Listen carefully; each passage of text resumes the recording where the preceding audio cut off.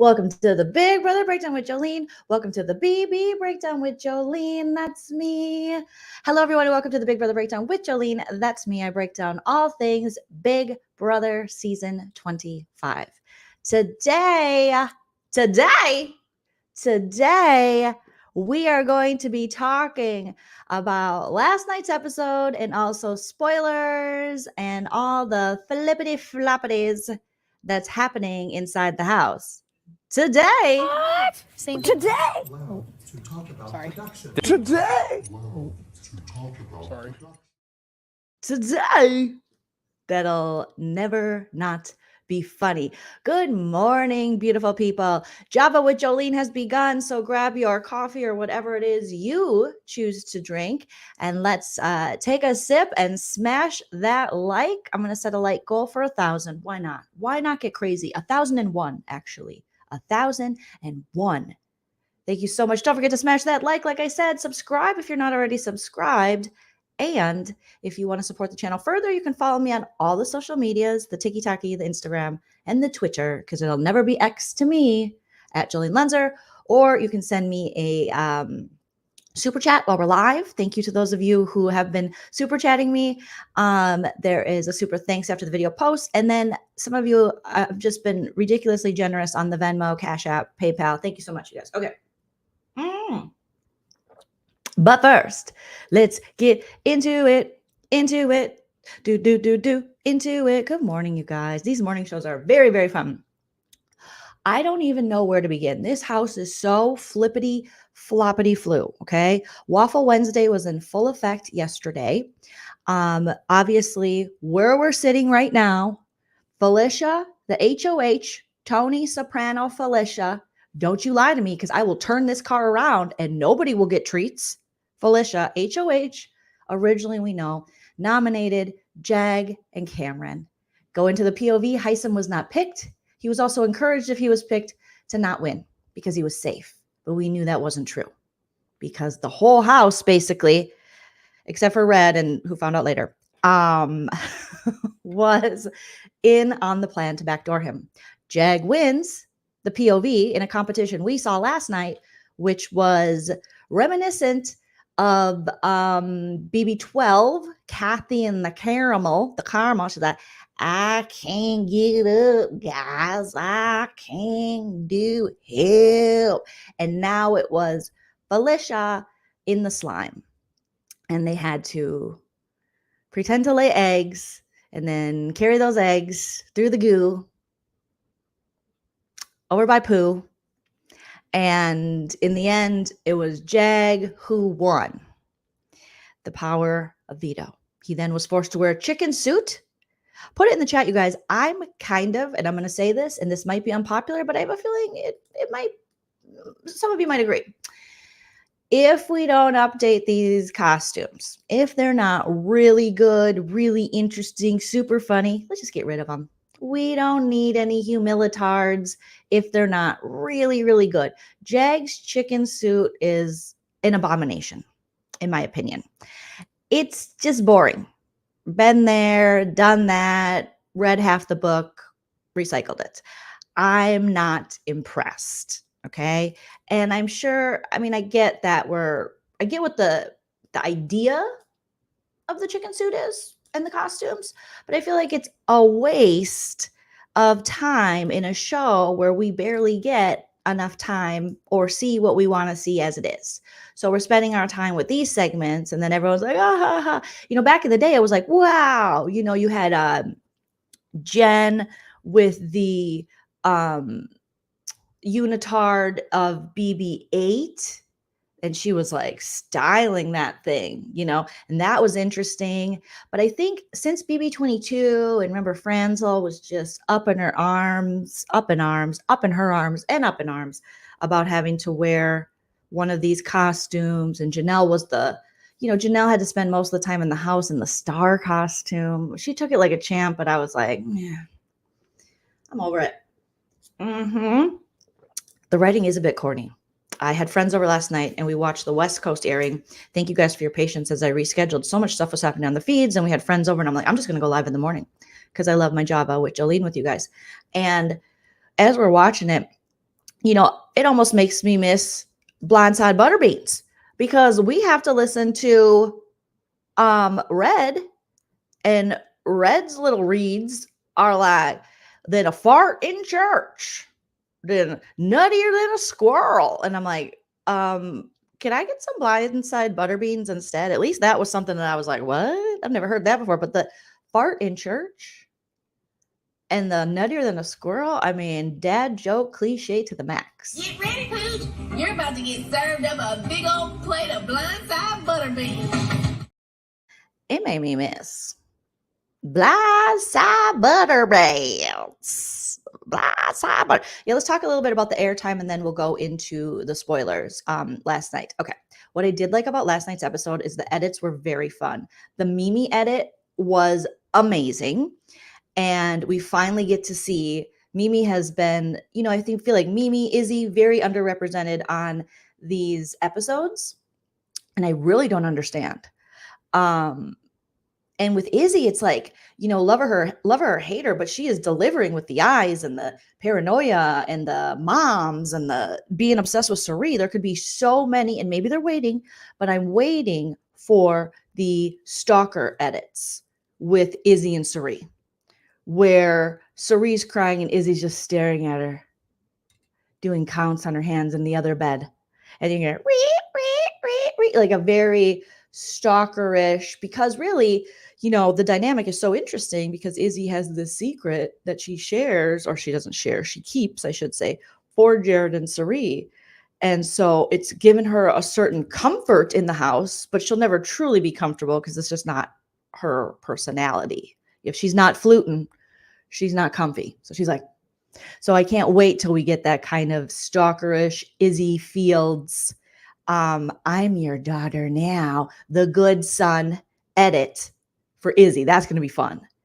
And I don't know why they're waiting, but they could keep that up. That could be an ongoing joke for a little bit. I would like that, because eventually then when she turns, or when they have to turn on her, which is going to happen sooner than later, realification in with the facts. They always dumb down the Southern people, and it's so disappointing. Because if you hear Red talk, he really don't talk like that. Not really. Same with Jasmine didn't. So realification says, I don't know who talks like that here in the South. Yeah. Izzy will stare at her bed. Right, Alicia? It's the funniest thing. It's so funny. And I'm just like, get that in there. But we did get the Mimi edit, and Mimi, I love a Mimi food storage rant. And the fact that the edit was so good on, as Red is sharing about a boil on his body, he's like, and then I got this big thing and it was pussing, and it was like Blindside Butterbeans coming right out of my arms, and it was nuttier than a squirrel with a fart in church. And then Mimi's like, and then you go into almost like a sensory overload. I think a lot of people could relate to that. And if I was in the house, it would drive me crazy, where there's two separate loud conversations going on in the bathroom, two people. And then there's Mimi just like, and then the tears and everyone being emotional. And if you watch the feeds, you saw Mimi go in the food storage many times. But the most iconic one is her walking around going, why are you crying? We haven't had 7 days without someone crying. Why are you crying? It is crazy. So then you get, so they're all crying. And then friggin' Bowie Jane is crying and wiping her eyes. And Flish is like, oh, stop that.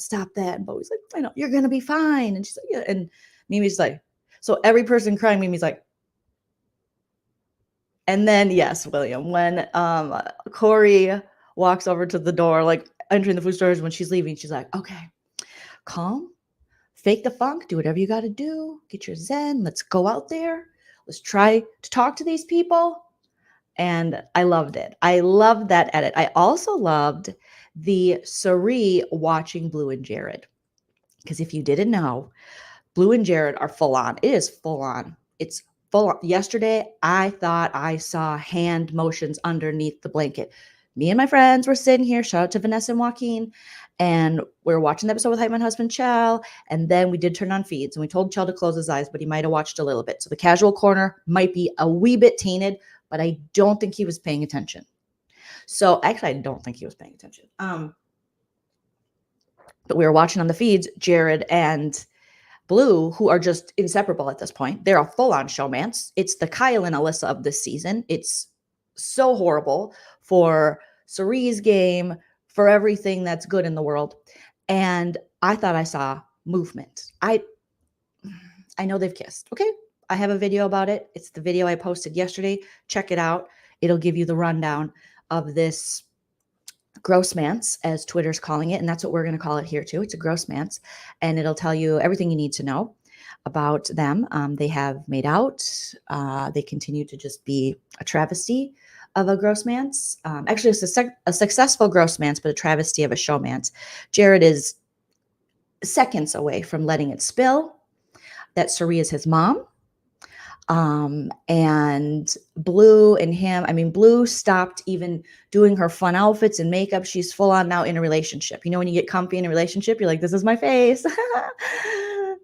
Pores and all, you know, us women, we just, I guess we're just going to show ourselves now. And they're cuddling and kissing, and there was smacking, and there was rubbing. And now I think genitals are being touched during conversations. Allegedly, you guys. That's what I think. All right. Yes. Hit the likes. Get to 200 likes. Help us out, you guys. We got 285 watching. Blue poo. Yeah, blue poo is full on. Full on. Yes. Oh my God. That was such a good edit as well, William. When Hisam's in the food storage and he's opening the fridge and they're all talking. And then Hisam, you know, Jared says something like he's tired, doesn't feel good, something. And then he's like, oh, why? Because you're in love. Hisam says it to Jared. And Jared's like, and then they all laugh. And so he's like, and then the door closes. She's like, fucking Jared. And he's like, what? I didn't. And I know Cerie is believing in her baby boy because it's your baby boy. So you're going to believe like, he's not that stupid. We always believe our babies, whether they're our fur babies, our real babies, our friends' babies. We always believe they're not as stupid as they are, but they always end up being as stupid. They always end up doing the dumb stuff, but we love them so much. We're blinded by the love. And so Cerie, when she finds out that, because Cerie has already talked to him and said, don't embarrass me on TV. Oh, ma'am. He is going to full on embarrass you. And there's going to be sex in the Scaryverse room. There's going to be sex in the have not room. There's going to be sex in the shower. I'm calling it. Timestamp this right now, please. Someone, I love when you guys do that. And you send it to me. Shout out to my bestie. Jonathan sent me the last. I was like, timestamp when I say this and DM me if you don't mind. So, I mean, it was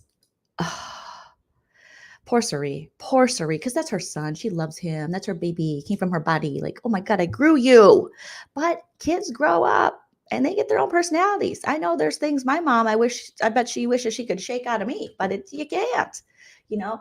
And this 25-year-old man now is like, no, I'm nothing serious. I'm not really serious. It's nothing serious. She just likes me. Thank you, Leah. Shout out to Legally Leah and all my mods. Thank you guys so much. Thank you. My friend Vanessa, as we were watching last night, she goes, Joleen, she took the roller out so she could get closer to him so they could kiss more. And I was like, oh my God. I gotta get some of those rollers. I think I have sponge ones, but I gotta get the ones she has. I gotta go down to the CVS. Apparently the kids are wearing rollers now in their bangs. Okay. I mean, I'm willing to do anything to stay young. Okay. If it's rollers over Botox, I'm going to do it. I haven't gotten any Botox yet, but you know, we like to mention it. But she took the roller out so that they could get their faces closer. And I was like, that is a great point. So kumquat, I mean, you're not wrong. And you're on the level with my friend Vanessa, who called that shit out last night. And I was like, oh, you genius. Nanita says, this kid totally ruined the game. Jared needs to leave. He's not helping his mom's reality show persona. He's not. Cerie has a legacy. And this is why Nepo babies are problems. There are problems in politics. There are problems in Hollywood. There are problems when you're working at the local Walmart. They are problems. Okay. Just because your mom's a great Walmart greeter doesn't mean you're going to be a great Walmart greeter, nor should you get that job. Now, I myself have, benefited from nepotism once upon a time in a job that I did not keep long term. But I also agreed that I shouldn't have done that job. And I think most Nepo babies, if they were self-aware, they would go, "Yeah, it's not for me. It's not for me." And this is true for Jared. I mean, I don't know if it's fun for anybody because, and it'd be I just really expected Jared to have a different personality from what we saw in his pre-interview. I was like, oh my God, this kid is going to be like way too nice. And he's just, but it's going to be, I thought he was going to have more of Corey's personality. And I thought I didn't think he'd have Jared's current personality, but I thought Corey might be someone that I wouldn't enjoy so much, but I enjoy the Corey. Okay, Rick, thank you. You guys, Rick, thank you for mentioning the blanket of it all. RIP that blanket. God knows the things it's seen. God knows do you think that cute little blanket with the dog paws on it really wants to cover up this gross man? Do you think it really wants to be a part of this? The lip smacking, the rubbing. This is not Love Island, my friends. It is too soon. Jared, you have a job to do. Your alliance that you're in, that your mommy created, your mommy's playing your game for you, sir. Your mommy is creating everything for you. And Jared is acting like a spoiled kid. I mean, he was on the feeds and he's getting mad at Izzy. Granted, it's easy to get mad at Izzy. Of course, Izzy can be annoying. Izzy's paranoid. Izzy thinks Izzy's right, but Jared thinks Jared's right. So Sari has both of her children behaving badly. And Jared was playing pool with mommy. First of all, he accidentally called her ma. And then Izzy was there. Izzy's like, am I the only one trying? And they all laughed. And he's like, I mean, Sari. And that would be hard, to keep up with the name thing, I guess. But then he was with Sari and no one else is around. He's like, Mom, I don't know if I can do this. I don't know if I can do this. I don't want to work with her. I'm ready to just blow it up. He was just like, he is ready to completely cut Izzy off. And it's like, bro, you can't. You've made yourself sus. Okay. Izzy's always going to be a little competitive with you, Jared Bear, because, she wants to be Suri's only child. She wants to be the good son. Sorry, but that's just how the game played out. Okay. You come in with some advantages, having your mom in the game and knowing she was going to be in the game and having an ally and while no one else does in the game, saying, but that also comes with disadvantages. And that's where it kind of evens it out. When people say this is unfair, it kind of evens it out a little bit because the disadvantage is Suri has to play with Jared. And the advantage for Jared is that he gets to play with Suri. But then now someone knows, being Izzy from day one. And so he was telling his mom, like, I can't do this. I can't. And she was like, please calm down. Okay. He's like, and it's like, sir, you're making yourself sus because you're off with Blue. Everyone is commenting on it. You're not being slick. You're not hiding it. You're not playing around with her for game. You're playing around with her for baby door game. This isn't the baby door game. This isn't how to, shoot up the club in 10 days. This is Big Brother. And we know it happens. We know clubs get shot up. We know Kyle and Alyssa of it all on the floaty. The Jackson and Holly, which I always bring up. The Aqua Douche and Annalise. Time goes back. Ollie and April. We know. But you have too much to lose because you are a legacy, part of a legacy with your mom. And I didn't see Sari on Survivor, giving handies in the sand. I don't remember that part of Survivor. I remember Sari doing the damn thing, entertaining us, being one of us, representing the normal people who got off the couch and being a strategic genius. I don't remember Sari falling in love during a water dump on the islands of the survivors.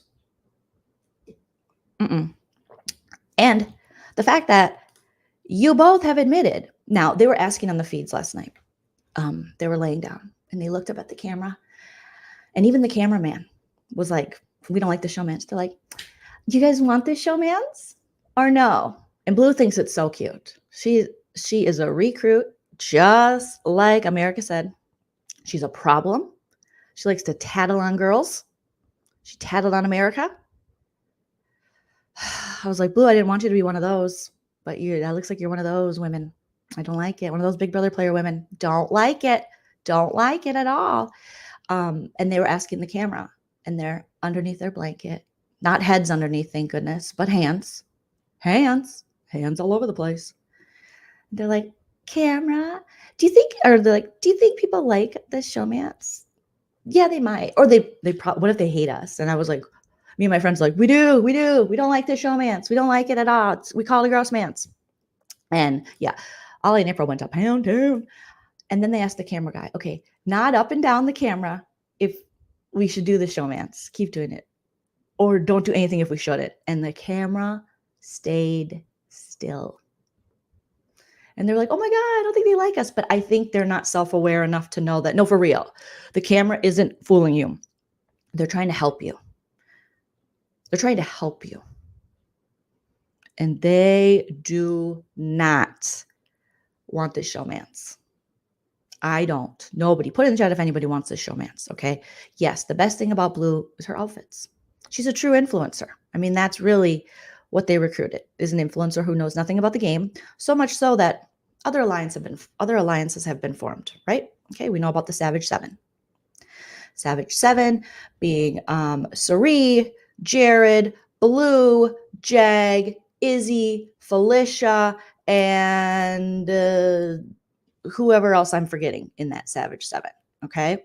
Thank you, Indiana girl Jules, for being a member and celebrating 26 months of being a member of the Lean Team, the YouTube besties. We love you, Jules. You know we love you so much. She says, COVID has kicked my butt. Everyone put your hearts in the chat for Jules that she feels better soon. Finally catching a live. I did watch your lives from this last week, or last night. I needed those laughs. We love you, Jules. We love you so much. Everybody put your hearts in the chat for Jules. Okay, so let me take a look here. Where are these savages? Okay. The Savage Seven, Jared, Izzy, Sari, Fudge. Okay. Matt, Jag, Blue, Jared, Sari, Izzy, Felicia, Savage Seven. They were talking about future plans, right?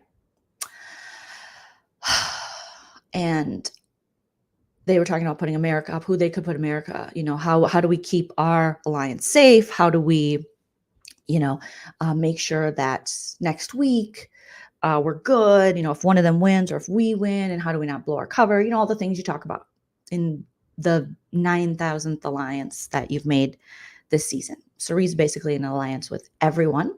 Izzy's in an alliance with almost everyone. Felicia, a few less, but still a lot of alliances. So right now, Sari is the great connector, and America is finally got pulled in last night to something with Sari and Felicia and Izzy, even though I don't necessarily trust her. But back to my original point is Blue. Blue, ba boo bee, ba boo ba. She volunteered to be a pawn and sit next to America. And I love that for us, but for her, I'm like, you never watched the show in your life. Thank you for the hearts for Jules, you guys. Oh, you guys are sweetie. I was like, is this chick for real? She's like, I'll do it. I'll be a pawn. I'll be a pawn. Jared, what do you think? Is that sexy that I'm pawning for you? And I'm like, oh my God. Oh my gosh. Yeah, sometimes they didn't show up, Tammy. Formally, they didn't show up on StreamYard. My member milestones, they would only show up on YouTube. And now they're finally showing up on StreamYard so I can see them. So now I'm excited that I can recognize StreamYard and YouTube are starting to align in their notifications. But before, I still can't see some of the, even when you send a super sticker, I can't see the sticker on here. I can see that you gave it and highlight it, but I can't see the cool sticker. It's just only on YouTube. So get it together, YouTube. Why be a pawn when you can be a queen? Ooh, why be a knight? Why go after a knight when you can go after a king? So the camera guy's already telling Blue and Jared, we don't want none of this. They don't care. They're still moving around under the blankets. More to come on that. Blue has volunteered to be a pawn, even though there's so many new alliances now. We got Bye Bye Bitches, Brown Sugar Babes, the Savage Seven, or Seven Deadly Sins, or whatever the heck they're called. We have Crossroads. We have Sari and her son being their own alliance. Then we have Sari, Izzy, and Jared, which are a thing. And then last night formed For Real, For Real. For Real, For Real is, I believe, the newest alliance. I can't even keep up. Okay. And it's Jared, Corey, Mimi, America, Sari, Izzy, and Felicia.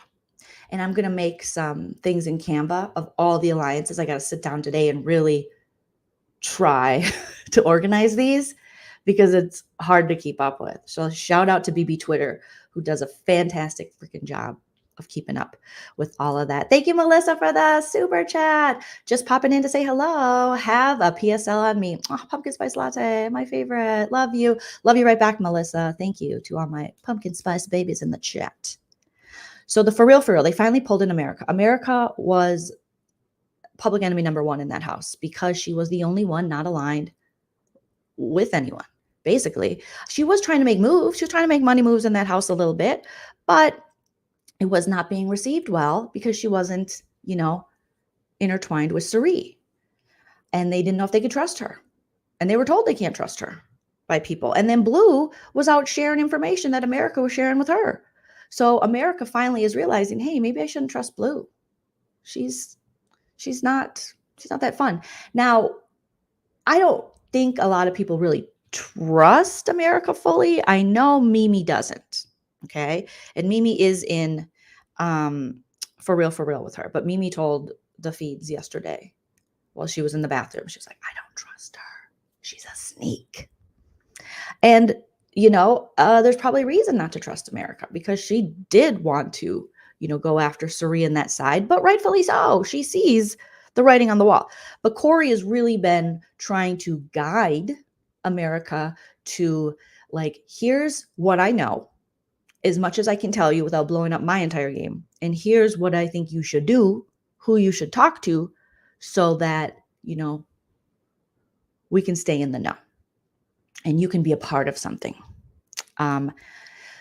Bowie is one of those middle people like Red that they definitely, the Savage 7 or 7 Deadly Sins, whatever the heck they're called now, they have plans to go after Red and Cameron have now become a bigger target because if you saw in last night's edit, Red and Cameron they always like to do a bromance edit. We never see a galmance edit. The girls only get the showmances. The women only get the showmance edits, but they always have a bromance. You got Brett and that other guy. We had Jerkson and Aqua Douche years ago. Who did we have last year? BB25 bromance. Not Pooh. What was his name? Oh, I forget his name. That weirdo. And Turner. They did a bromance with them. And so there's every season, it's a bromance. Thank you, Arties. Yes. Oh, I wish.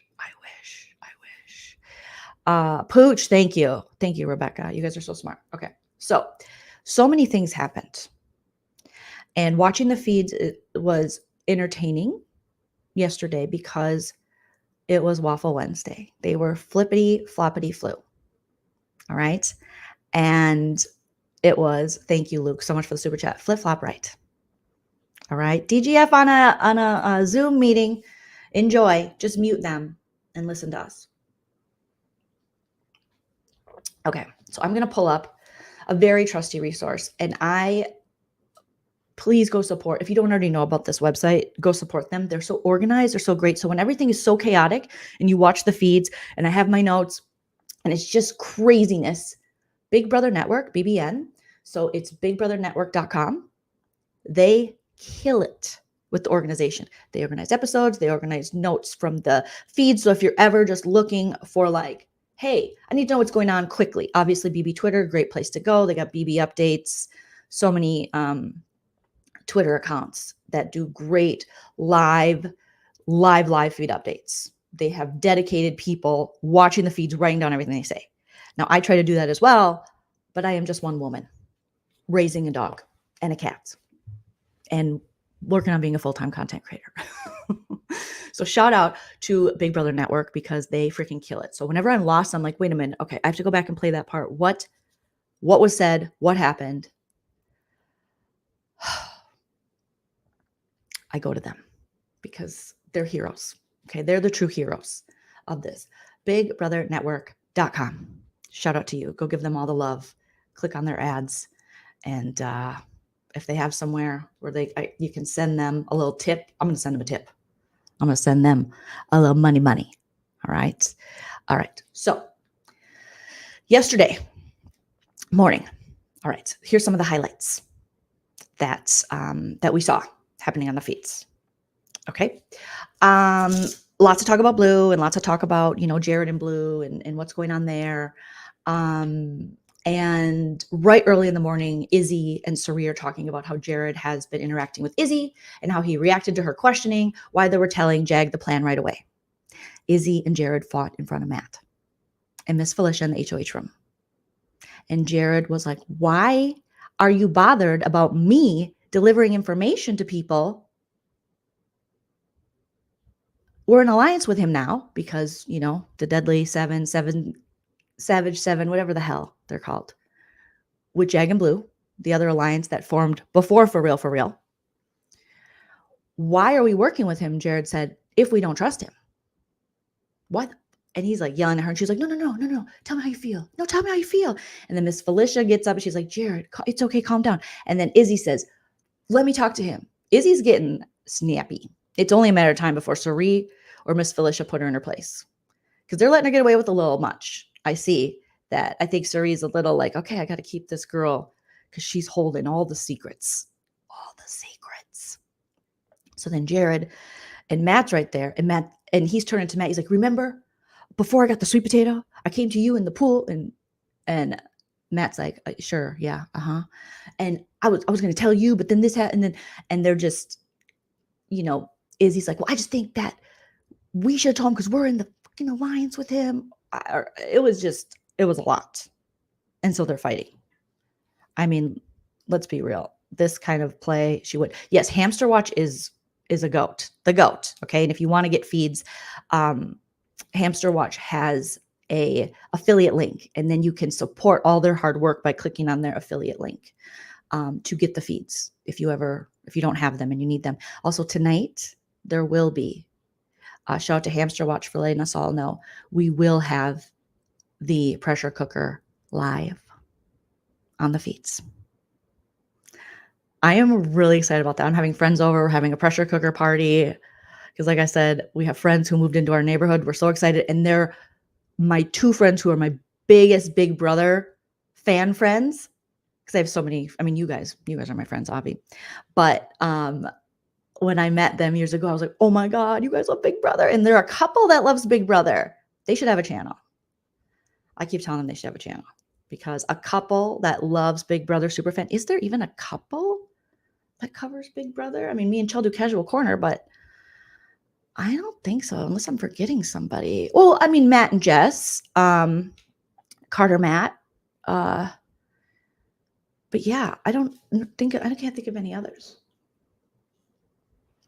Anyways, right? Don't you love that for me? I've never had that in my life. I've been watching BB alone, and that's kind of why I turned to YouTube, partly to cover BB, is because I didn't really have any friends that watched it or geeked out like me, except for my friend Jake. And then he stopped watching feeds, and I was like, oh my God, who am I going to talk to? I'll talk to the internet. And you guys have showed up for me. You have shown up for me. Okay.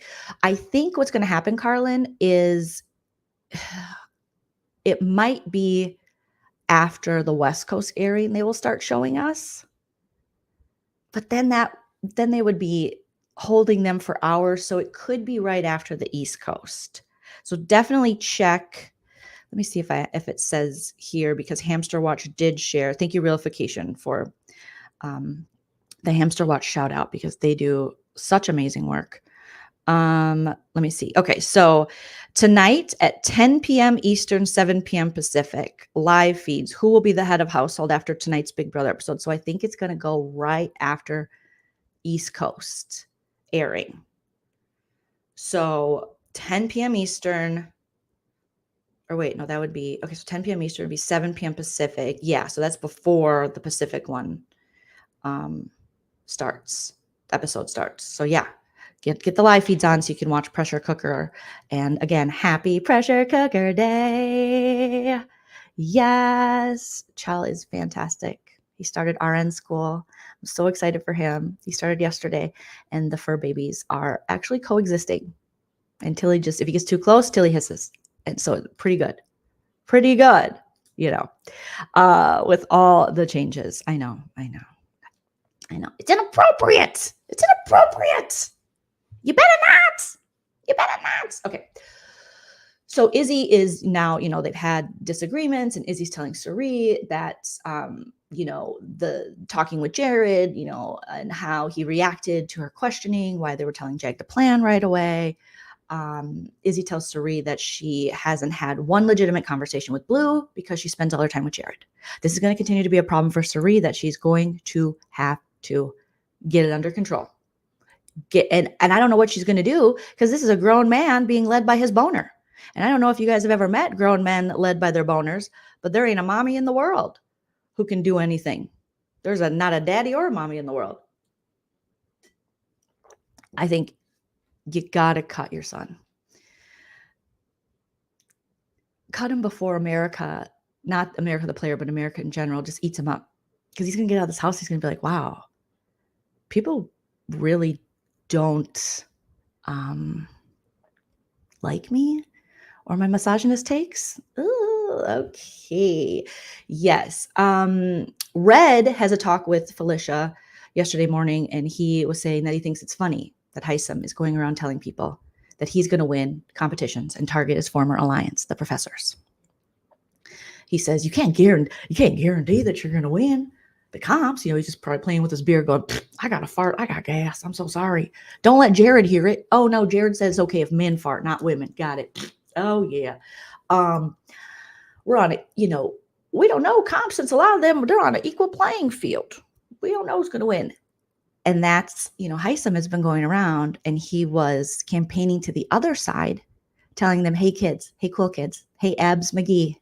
Yeah, you Matt, cutie. Let me tell you something. If you guys keep me, I will go after the professors and help you to knock every one of them out of the game until they're gone. And then when they're gone, I'll self-evict. Okay, first of all, yeah, right. Second of all, interesting campaign strategy. I don't think a lot of them believed him, being how competitive he is, that he would actually self-evict. But, you got to throw. I give Hisam credit for just going for it when campaigning. Don't give up. Even though Izzy's trying to silence him and say, because Izzy got in her feelings the other day. And she was like, why are you doing this? Why are you telling everyone? America was like literally talking about eggs and bacon or cheese or something. They walked out of the have-not room, and they're all walking out together. And then when America hit the stairs, Izzy's like, why are you lying on us? Why are you doing this? And Hisam's like, would you like to talk? And Izzy said, no. And she's like, how dare he betray us? Honey. Okay. Izzy, you guys backdoored him. He owes you nothing now. You put your alliance member on the block. He owes you nothing. Because Red is recruited. That's why. Why Red told Cameron about the professors is the same reason Blue offered to be a pawn for the Savage 7 Deadly Sins. Because they're recruited. Because of their social media following. They're both influencers. He's on TikTok. And allegedly, Twitter's saying this. Now, you're going to have to get the receipts on it, because I don't know if I'll have to do a separate video on this, and I don't know if it's true. So we're just going to say allegedly. Saw it on the Twitter. Okay, guys? What's Red? 37, 39, 30 something? Twitter's saying, and they showed a TikTok video, and there was a young lady rubbing his stomach, and he was like, wish Ellie Mae a happy birthday. She turned 21. And I'm like, is that your daughter? Is your daughter 21? Mazel. And people were like, no, it's his wife. When did he meet her? I'm sorry. Excuse me? Is this okay? So allegedly, he might have a 21-year-old wife, which then would make sense why he gets along with Cameron so well, because Cameron also likes the younger women that he says remind him of his daughter and that he can be a daddy for. But that's what I didn't say it. Twitter said it. And, they keep their receipts.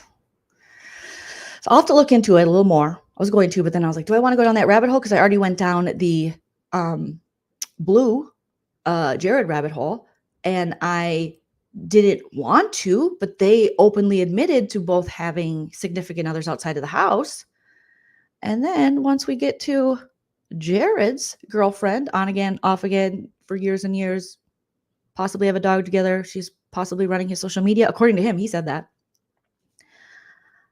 It's that white girl that he was talking about to Luke, I think, where he's like, I dated a white girl after Luke said the N-word. And then lo and behold, Twitter found Jared's alleged girlfriend's Twitter. And guess who's tweeting N-words left and right? Jared's girlfriend that he's probably cheating on. Well, that he is, according to him, with Blue, unless they have some open relationship, which I don't know, because Sari has made, she has insinuated like, you got people outside of this house. We got people. So you be careful.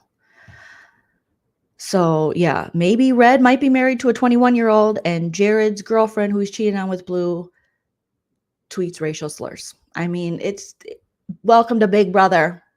This is pretty on brand for Big Brother. So Twitter was like, oh my God, we feel bad for you, girl. You're getting cheated on. And then go down the timeline. They're like, never mind. Keep getting cheated on. Carry on. Carry on. Miss B, thank you so much for the generous super chat. I have not really been watching this season, but only watching some of your videos. I don't know if I am bored or over BB after so many years of being on television. IDK. I think there are times where we need BB breaks. And so take that break and just enjoy it over here and do what you have to do to feel good. Miss AB or Ubby. But we appreciate you. We appreciate you. Okay. Oh no, Cammie, I missed this on the feed. So Cammie coming in with some tea, coming in hot, says Red told Felicia that he met her because she was a fan of his on TikTok. So old men are poaching youngies off the tiki-taki.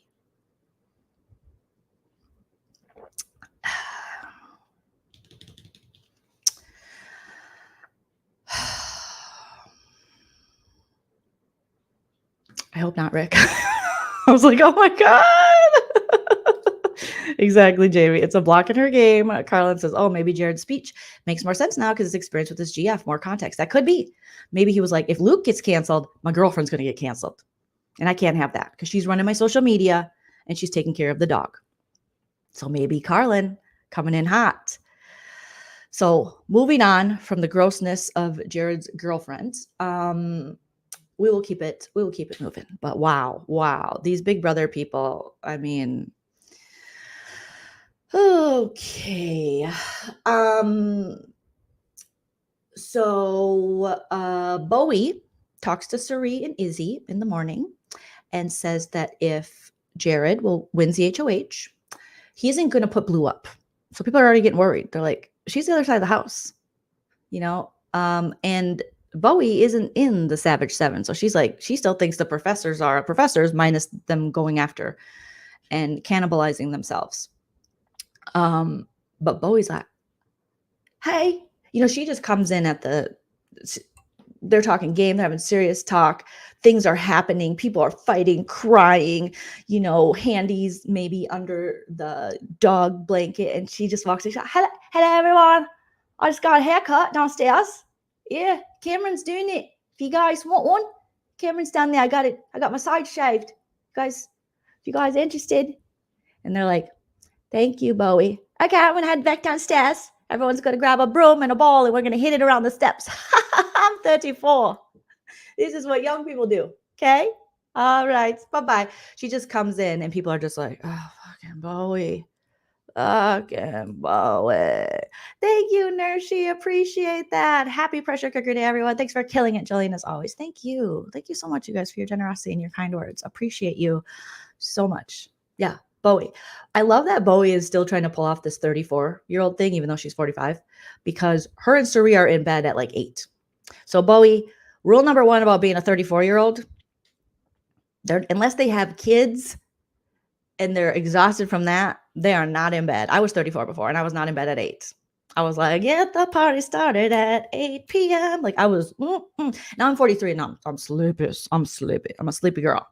But Bowie's just like, Siri, what time is it? And Siri's like, it's got to be 10 already. I'm tired. And she's like, okay. And then someone walks in. They're like, what are you guys doing in bed? And Bowie's like, just being 34. When you're 34, you're in bed. That's what the cool kids are doing. And they're like, it's 8:10. You can't go to sleep till 10 p.m. That's intense. Okay. I'm just going to lay here. My eyes are closed, but I'm not really sleeping because I'm young. I'm very young. I'm a young 34-year-old. Clearly. Do you guys remember 1978? No, me neither. No, of course not. Yes. Oh my gosh. She is just, she'll outrage. Yeah, if you have kids and you're like in your 30s, you're going to bed early. But Bowie's in the Big Brother house. There's no kids in the Big Brother house. So she's a 34-year-old living her best life in that house. She's going to be out there with the rest of them. She is not going to be in bed by that time.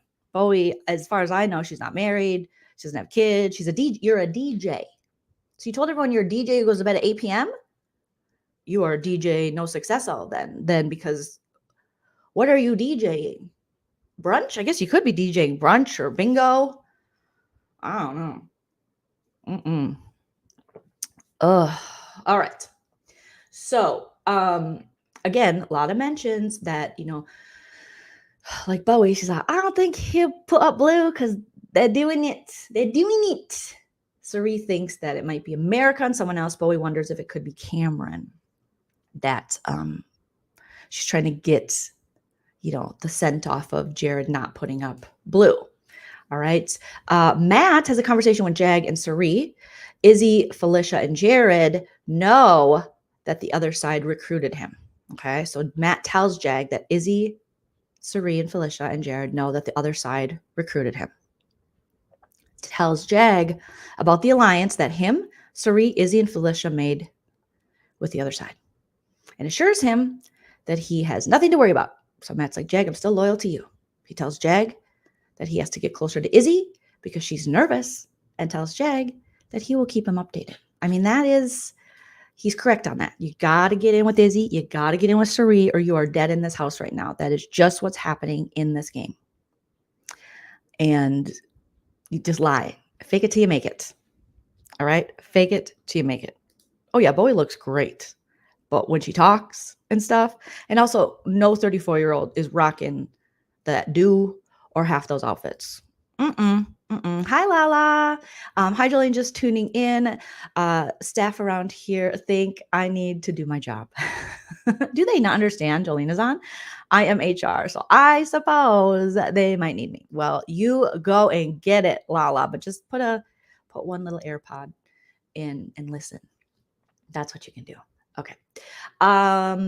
Cameron yesterday morning tells Matt that Hisam pissed him off when he started telling people that Cameron was the one who set up Riley to be targeted. Well, that's the truth, Cameron. That is the truth. That is the God's honest truth. You did. You went to the other side and you were talking about, their sloppy play, and you outed Riley and basically Riley's game. So I don't know. That's the truth. I am so we'll get to where they're at right now with the flip, but I would love if Cameron went home tonight. I will be sad if Hisam leaves for all of his right, and condescending and all that. He is a million times more entertaining than Cameron. Cameron is boring City Township. Him and Red's bromance is boring City Township, in my opinion. Feel free to have yours in the chat, you guys. Again, you're welcome to your own opinion. But to me, it's boring. Hisam is a great villain. I want to see more of what this villain has to offer. Cameron, boring. He don't know nothing. He's behind. He's just trying to flirt with girls and raise them at the same time. Flirting with America now. I can't take it. I want him to go. So Matt, let's see. Izzy tells that Blue offered to be a pawn and next week. So if her and Sari win HOH, they would put America and Blue up with Cameron or Red as a backdoor option. But let's just get it done sooner. You guys, let's get it done sooner. Izzy tells Corey that her and Sari really put themselves in a position with The big alliances, because they're literally in alliances with everyone except for America and him, but they're working on him too. Corey tells Izzy and Jag that he thinks today should be a smooth day. That was yesterday. It was not smooth. Okay. But Corey logically is like, well, this should be smooth. We know we're going to just get rid of Hisam, so no big deal. But it's Waffle Wednesday, Corey. You're a fan of the show. You know this. You love watching Rob as a podcast. You talk about the stock up there, whatever it's called. What are those things called they do? I know I'm not technical. I'm just more funny. Shout out to Rob as a podcast. They kill it on the strategic stuff. I find the funny. But Stockwatch, I think it's Stockwatch. He was talking about that. He's talking on the feeds all the time. He's talking about, he references Taryn. And I just think, when is it my turn? Big Brother house guest, when are you going to mention me? When are you going to mention me? Like, oh God, I wonder if Jolene's roasting me. When do I get a mention? When does this girl? It's my turn to get mentioned on the feeds. I need a Big Brother player or two to say my name, please, because it's my turn. I've been doing this a while.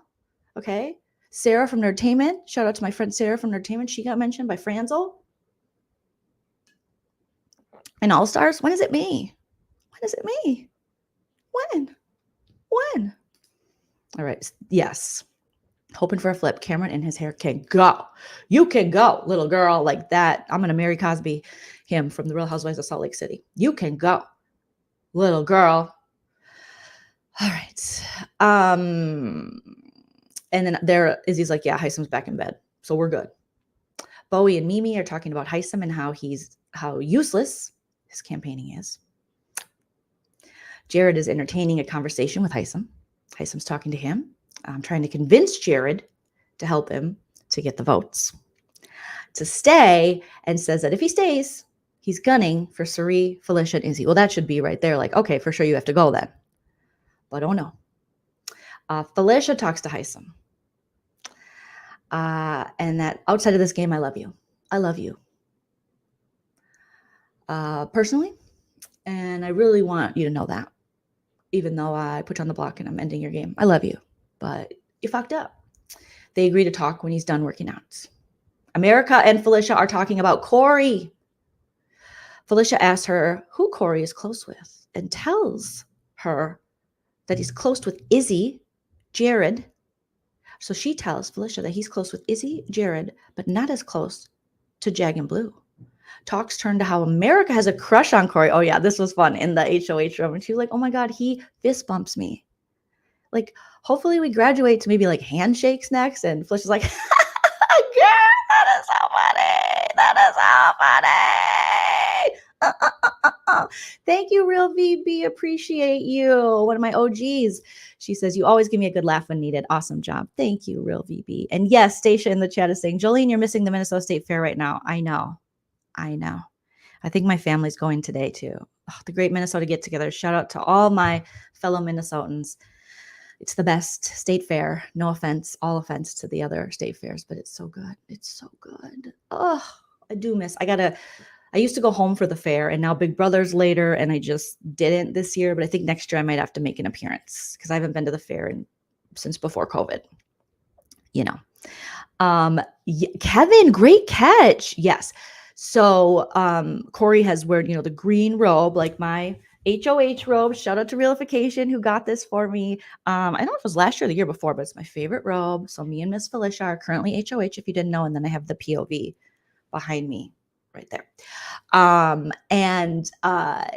What was I saying? Oh, so yeah, he's wearing a gray robe and he's tying the band like a thing around his head like Dan did. Dan always did bandanas and stuff, but he also did like Karate Kid type, put him in a body bag, Johnny, type things. And he's got like a gray, I think it's the belt for the robe maybe that he's tying around his head. It's a good look. It is a good look. It's a really good look. So, Lola. Well, lurk away, but feel free to comment that anytime. I'm glad I'm giving you a much needed laugh. You guys all deserve laughs and love. Okay. So then, so they have the conversation about Corey, and Felicia's like, he's fist bumping you, girl. That's funny. Cameron talks to Cirie about how Hisam is trying to pin the whole Riley thing on Cameron. Cameron, it's your fault. You screwed your daughter over. All right. Mentions how upset he is that his plans, and he plans to keep his distance. Okay, like nobody cares, Cameron. I'm sorry, but I'm so over Cameron. Nobody cares. Red says that he is clearly desperate and resorting to drastic measures. Yeah, he's on the block. He's about to go home. He's going to lose his game. His whole line's turned on him. Yeah. Matt talks to Corey and Jared about how Hisam is trying to get him to help rally the votes. Because Hisam is fighting. Felicia walks over to make sure Matt is okay. They're really making sure that Matt feels included. And they really, what Sari and them did a good job of is pulling Matt in. Not that Matt's going to be completely loyal to them, nor should he, but they did a good job in kind of scooping him up. And Felicia tells Matt that she's going to talk to Hisam today. And Corey says he's only doing this so it looks like he's trying. Hisam and Jag have a conversation, and Hisam's like, it's a hard pill to swallow, right? That everyone is willing to, right? Keep Cameron, right? He's awful over me, right? Who lies, right? And orchestrates other people's evictions, right? Says that he has been loyal, right? Honest, right? And playing with integrity, right? I've been loyal, right? I've been honest, right? And I played with integrity, right? And Cameron was saying that Riley was his daughter, right? And it was creepy. And then he outed her game, right? And he had a crush on her, right? Even though he says he didn't, right? And he's always talking about football coaching, right? And no one believes him. No one believes what he's saying, right? Is he really that, right? I don't know, right? It was also Cameron's daughter's birthday. Happy birthday, Riley, or whatever the daughter's name is, because he said his daughter's Riley. So they had cake, allegedly. All right. Hisam talks to Jag. And again, he's like, listen, Cameron was the one that came up to me and said Riley's name. So when it came to splitting the house, it really was him that did it. And now he can potentially stay. And he's a house splitter, right? You don't want a house splitter to stay, right? Right. Jag and Hisam talk, and, Hisam says he wishes that their positions in the game were different and that things didn't play out the way, and wishes they didn't play out the way they have. He reminds Hisam that the game isn't over until it's over. Hisam says he needs a miracle, or like at least 6 people. I need 6 miracles, Hisam says. Jared tells Corey that he doesn't need a relationship outside of this game, and that Blue is just beneficial for his game right now. Corey says that he has heard Blue and America's name being thrown around a lot, which he's fine with, but he doesn't get it. Jared doesn't believe that Cameron is going to go after them. Corey says he got that from Izzy. And Jared says because that's what Cameron is telling them. Okay. Yeah. Corey is talking to Jared and tells Jared that at best, Matt, Jag, and Blue are playing both sides and most likely just pulling one over on them. Them being, Sari, Izzy, and Felicia.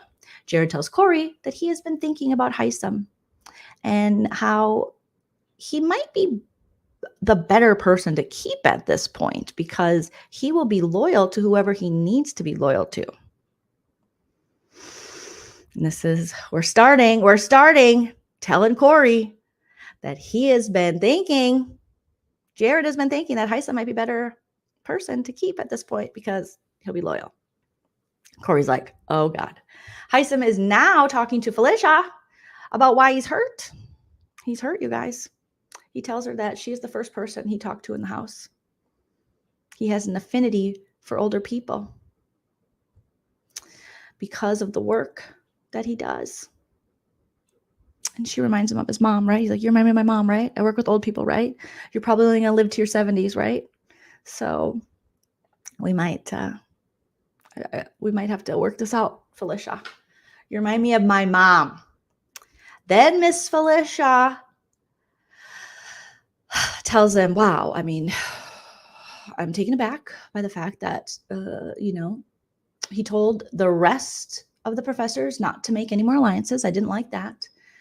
she says, but then he turned around and made additional alliances. So you told us not to, and then, you did it, sir. Not to mention, I heard that you said that you got stuck with the leftovers. That we're the leftovers.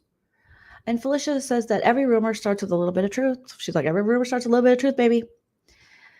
Hisam tells her that everything he did, everything I do it for you to protect them. And, again, he's blinded. He was blinded by just getting them far in the game. He wasn't making alliances. He was getting close to other people. Okay? I wasn't pulling myself away from you. I was pulling me closer to myself. Stephen Colbert's one of his iconic lines from Strangers with Candy. I'm not pulling away. I'm pulling me closer to myself. Something like that. That's what it's giving here. Corey talks to Jared and says they really need to think about this America Blue nomination scenario, because if their closest allies are their closest allies, and they are talking about nominating two people that are the closest to them, Jared asks, how does that benefit us? Corey says, it doesn't. Duh, Jared. Jared says that's why him and Izzy got into it last night, because it would be a waste of an eviction. They're always getting into it. Them Cerie Field siblings are just, her kids are fighting. Corey tells Jared that he knows that Matt is lying to him too. Jared asks, why do you say that? Why do you say that, Corey? And Corey says that he said it's just the 6 of them, and they all they need to do is win HOH, but he knows that Matt is part of something bigger. Corey also says that the moment they lose Cerie and Izzy, they are screwed.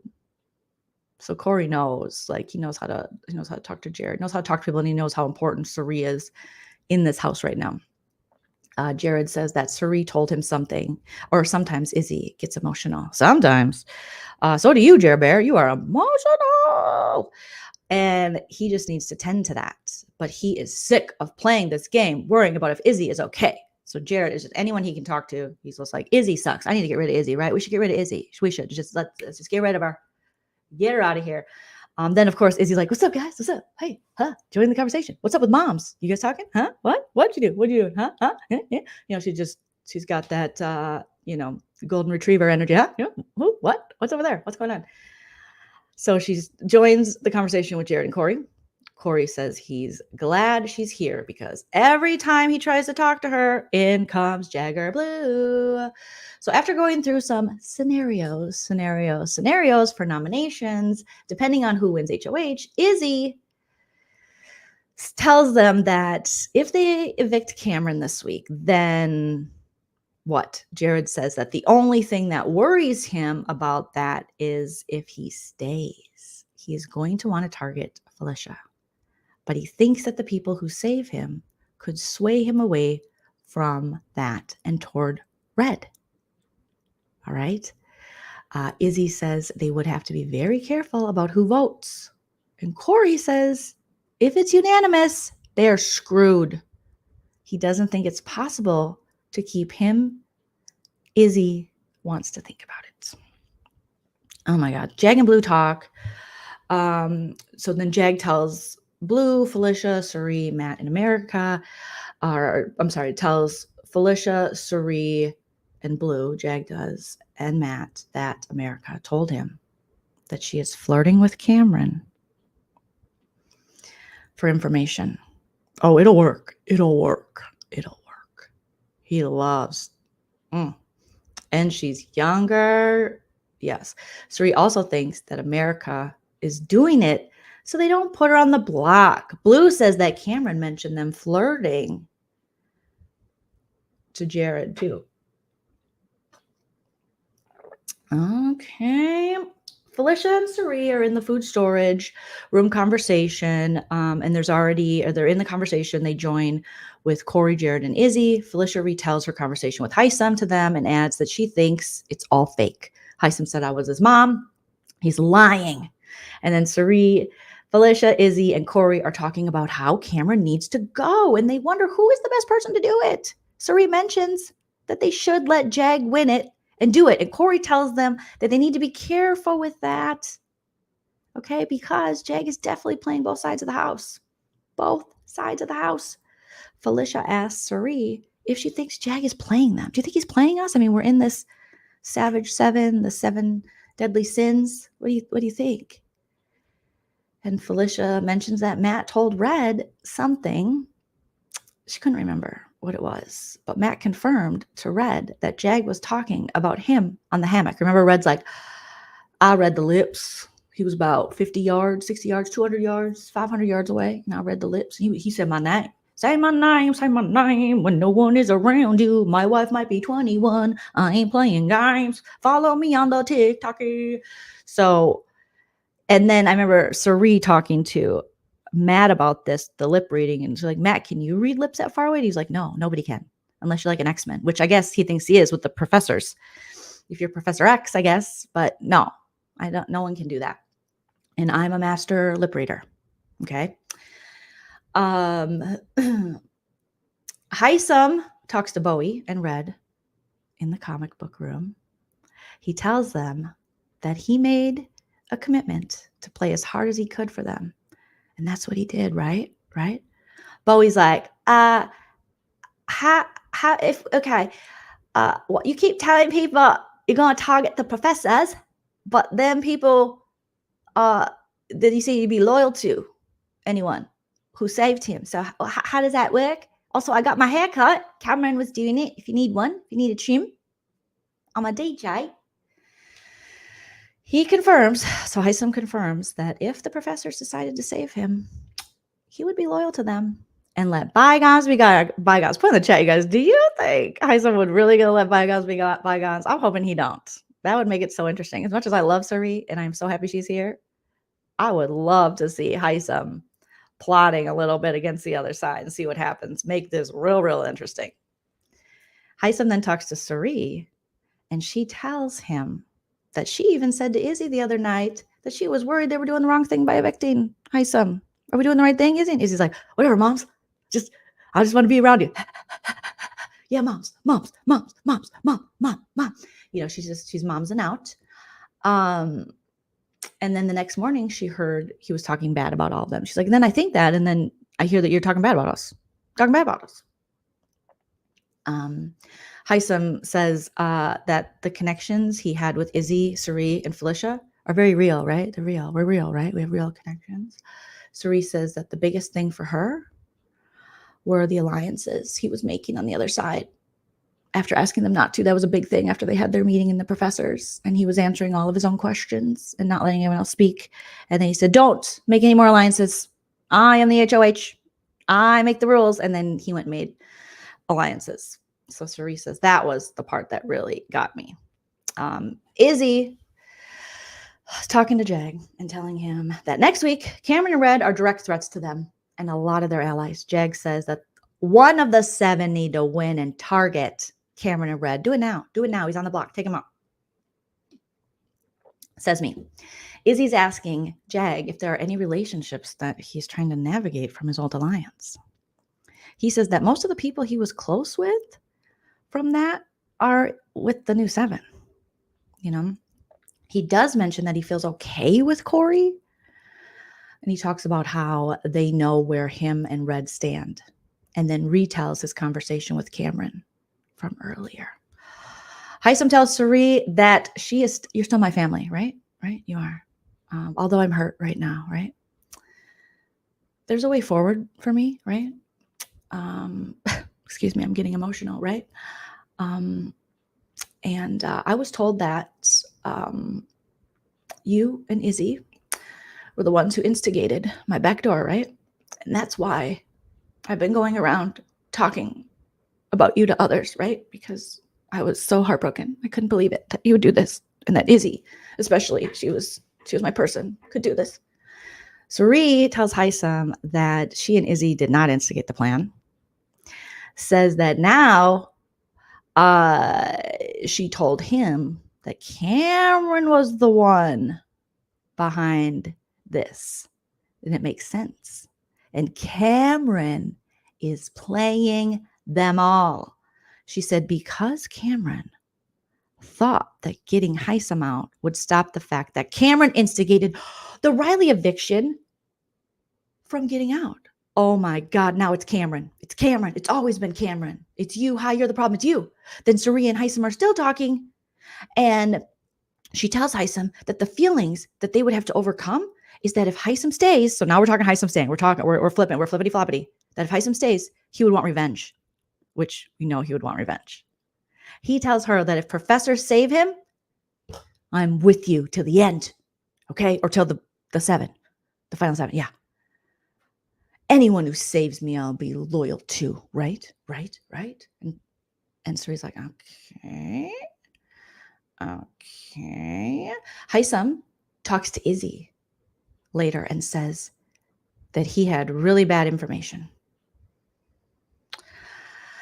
And he really messed up. He's like, I messed up. I had bad information, right? Okay. I'm sorry for the mistakes, right, that I've made and that I've made to you and that I've hurt you in any possible way. I enjoy you. I enjoy your tank tops. I enjoy your tears. I enjoy your talking about Paige. I enjoy your flutes. I enjoy your orange sweatshirt. I enjoy you. He tells Izzy that I got information that 3 people I was closest with in the house had orchestrated this backdoor. And I got very angry because I was hurt. Okay. So when I'm going around the house talking shit and saying things, it's because I was told that you guys orchestrated this, right? And you're my friends, right? Hisam then says that I got this information from Cameron, right? Just like I got the information about Riley, right? He says that if he could do things differently, he would. Cameron would have gone home instead of Riley. We told you, sir. Oh my God. Cameron, hi. But it wasn't until he talked to Suri just now that he realized it was Cameron that did all of this. We need a Chris Kirkpatrick. Dun, dun, dun. Where are you, Chris?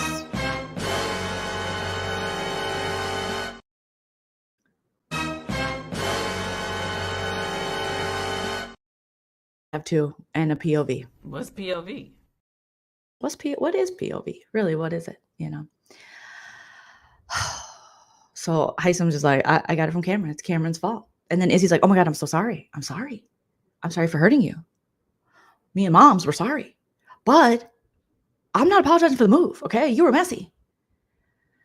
Hisam asked if the relationship they had in the house was real. And it was like a breakup. He was like, was any of this real? Any of it? It was very dramatic. He's like, was any of this real? It was very much like he was like they were going through a breakup, him and Izzy, and Hisam was all in his feelings. And then in true overdramatic fashion, she says, if it wasn't real, it wouldn't hurt this bad. Right? Moms, I tell moms all the time, if it wasn't real, it wouldn't hurt this bad. And it hurts. It hurts.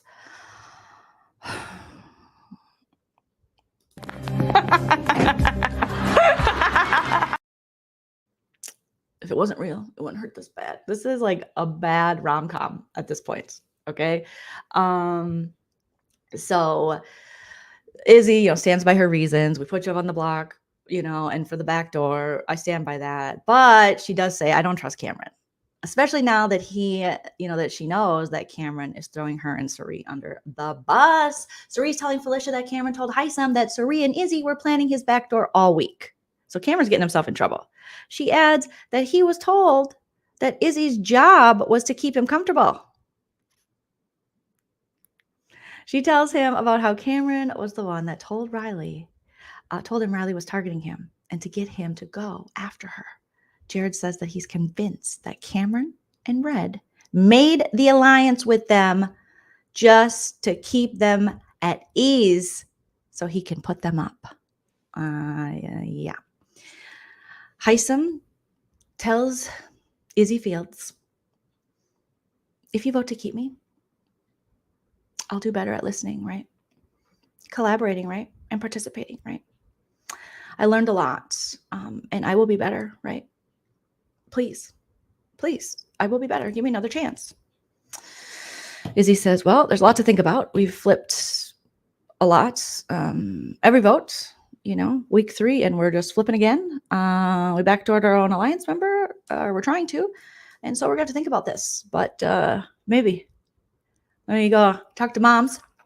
See what's up, okay? And then she flutes out. Okay. Hisam is, like people in this house have this perception that I'm a vengeful person, right? Okay. But it isn't like that, right? I had a different, if I had a different speech at the veto meeting last week, right? Things would have been very different, right?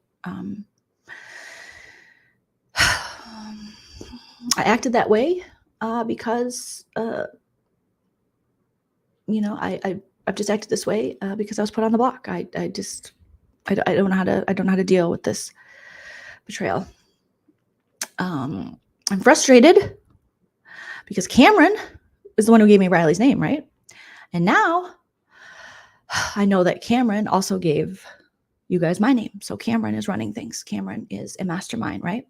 And I'm pissed. Izzy then goes to Sari and asks, should we keep Hisam? Should we do it? I mean, what, are we crazy? Yes, crazy, but love it. But also I'm confused and I'm tired and it's a lot to watch. Okay. And who should be the sixth to vote to keep him? She mentions, okay, me, you, Jared, Corey. I mean, that's 4. Sari says, well, maybe Mimi. And Izzy mentions maybe America.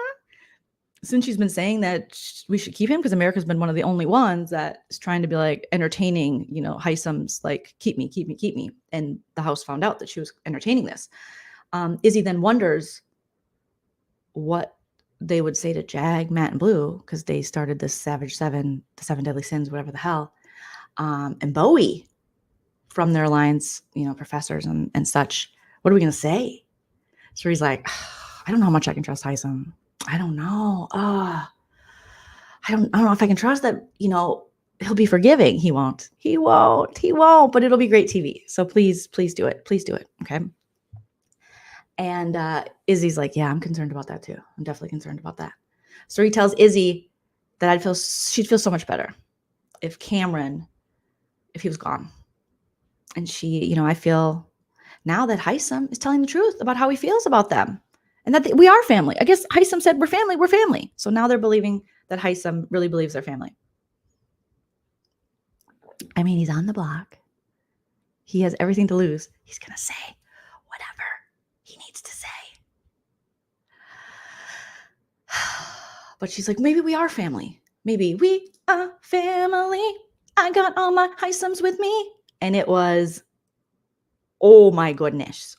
Okay. So that takes us into them talking. Izzy and Sari are talking through the plan to flip the vote. They've put their own ally up to backdoor him. And now they were talking yesterday afternoon. Well, we got to flip it back then. Just like they did the week before. We got to flip it. We got to put our thing down, flip it, and reverse it. It's your do-do-do-do-do. It's your do-do-do-do-do.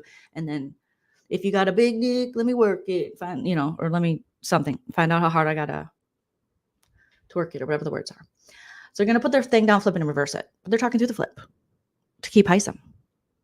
Izzy says, okay, Corey is adamant about Hisam going.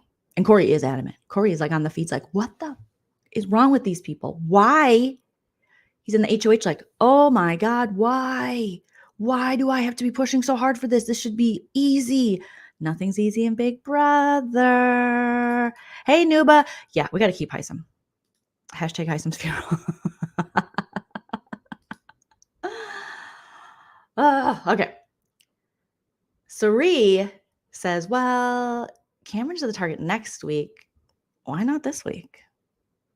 In true BB25 logic, I mean, we're messy. We are messy. They're just a mess. Sari says, Hisam would have to be indebted to us.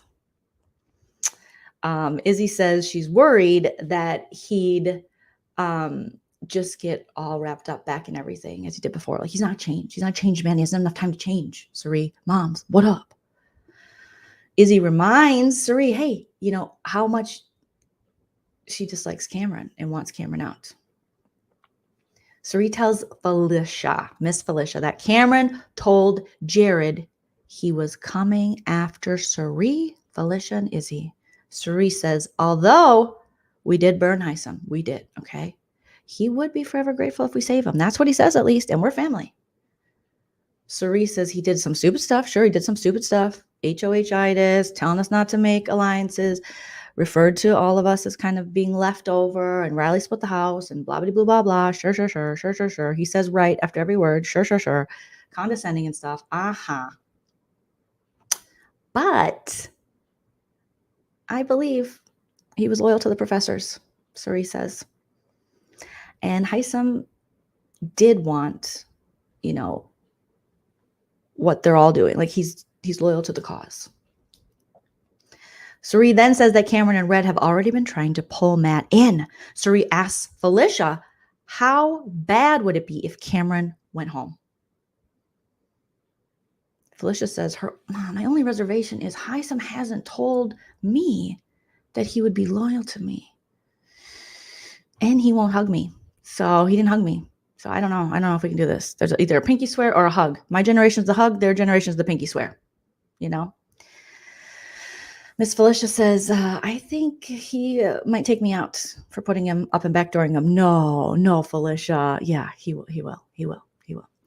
Izzy and Suri say that might just be because she can't vote this week.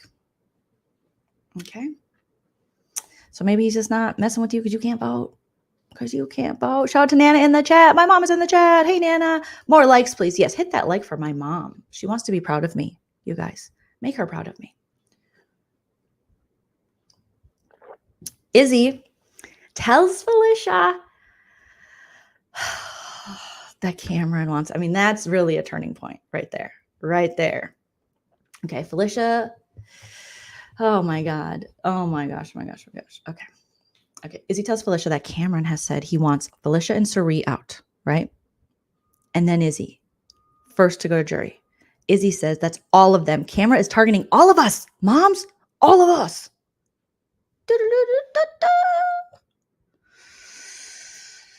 So then Felicia talks with Hisam. Hisam gets called into the HOH. Hisam, I'm entertaining the idea of you staying and us getting the group back together. Okay, I know I've traumatized you. You've traumatized me, but let's get the group back together. And Hisam's like,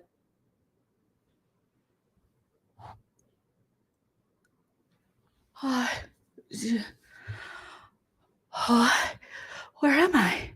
Who am I? Oh, what in the geriatric love is happening? Oh, like his facial expressions were everything. And he just changed. Okay. He's so happy. He's like, oh, and hugs her. Felicia says, okay, that if you go off kilter, I'll kill you. No, she's just threatening him. He says, I'm going to do better. I can, and if not, reel me in. And she's like, I will check you. I will check you if you go off kilter. I will. Please do. I'm a changed man. I'm a good boy. I'm a good boy. Izzy's like, but if we do this, Izzy's sitting across on the settee in the HOH room. If, and Hisam, Felicia on the orange couch. Izzy's like, if, not when, Felicia, if we do this. Okay.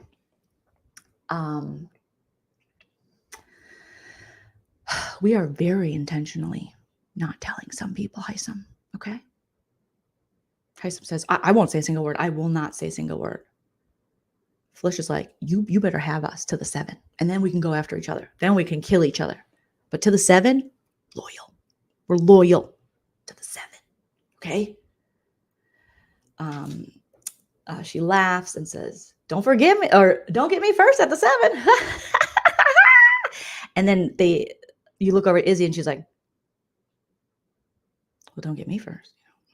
If Hisam is promising the world, I'll do anything. Miss Felicia, do you want a foot rub? Do you want me to check your for osteoporosis? I could do all these things. I can check your glucose levels. I can rub your feet. I can cure your plantar fasciitis. I can do it all. What's going on? You want a back rub? And Hisam says, I enjoy feedback. I love it so much. And even though it might not really seem like I do. I love it. I love it. I take feedback very well. I'm a very easygoing person. I know it doesn't show, but I love it. Okay. And Izzy says to Hisam, don't act like you're staying. You have to stay under the radar. Okay. And not bother them about this until we know what really happens. Like, don't bother us.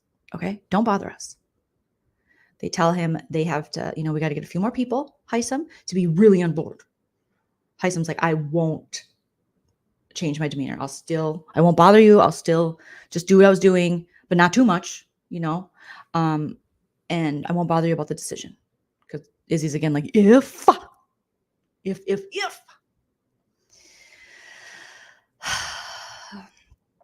Izzy says, I don't care about the house as a whole.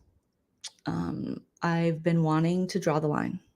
And Hisam says, I'm all in with you guys. I'm all in. I promise that I'll be with you to the very end. I have changed. I have seen the error of my ways. Thank you, Miss Felicia, for almost backdooring me. I will do better. I am better. I feel better. I want your feedback. Okay? Yes, obviously. I'm very open-minded. When Hisam leaves the room, Izzy makes this point where she's like, you guys, I think he was for real. And here's my reason. Listen to me. Here's my reasoning. He didn't say right. That's his tick. That's his thing. That's his giveaway. When he's not telling the truth, he says right after everything. He didn't say right. And I rewound and I was like, oh, he didn't say right. He did seem a little more present in the moment, not trying to be convincing. So interesting that Izzy picked up on that, but that's going to be the reason that, she's like, we should keep him. He didn't say right. Because that's how much he says the friggin' word right. All right. All right.